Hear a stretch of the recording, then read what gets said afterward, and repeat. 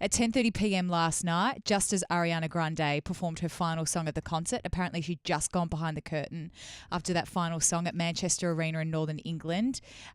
22 people have been confirmed dead, 59 people injured. There's still dozens of people missing. So it's a full-blown terror attack. They've announced, and we've got some idea that potentially there's bombs involved. There's been all kinds of different things reported of what was seen on the ground around areas where potentially things have gone off.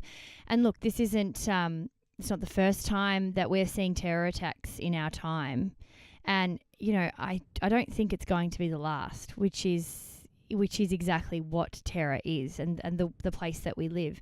But it's not that I necessarily don't want to be informed or want to be ignorant or disrespectful or don't care around these kinds of events. But to be really honest, I follow a particular news site and then I find the information that I need to find. I process what's happened. And a lot of the time with a lot of the events like these, like terror events, I do turn a bit of a blind eye. I know what you mean though. Like there are a lot of media outlets that sensationalize and really kind of dig into this kind of stuff. Which is why I think I protect myself because I'm such an optimistic person and I don't want to walk around looking at the world in a rosy way that it doesn't exist. But I am aware that the way things are sold to us and the way that people also commercialize these types of events can be really, really damaging to your soul a little bit. And so in the past, as I said, it's not that I want to be ignorant. It's not that I don't want to show that I think that these things are horrific and really terrible and incredible suffering for those that have left behind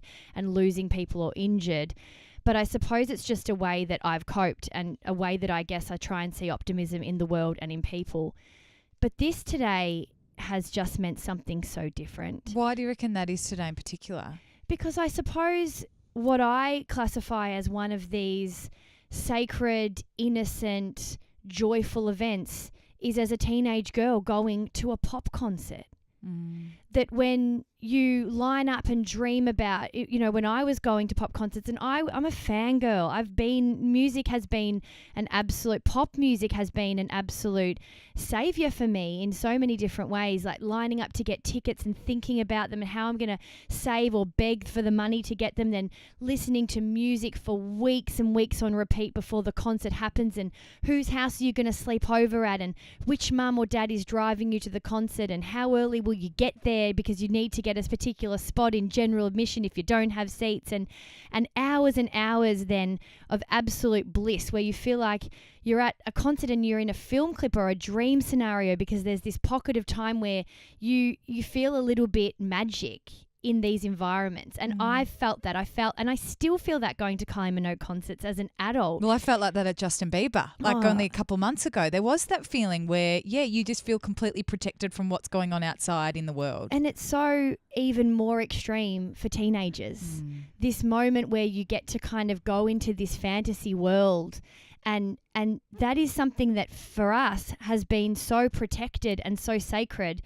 And then you watch it today and it's been the most lethal, horrific experience for some. And I just look at the world today really differently. I look at the world and I think, wow, those kinds of things. And I know that there's so many different other events, but I'm just being honest with what really affected me. And I saw this and I went, if we can't even protect our young daughters or young girls or our nieces or cousins or friends and our teenagers, oh God, where are we living? Blah, blah, blah, blah, blah.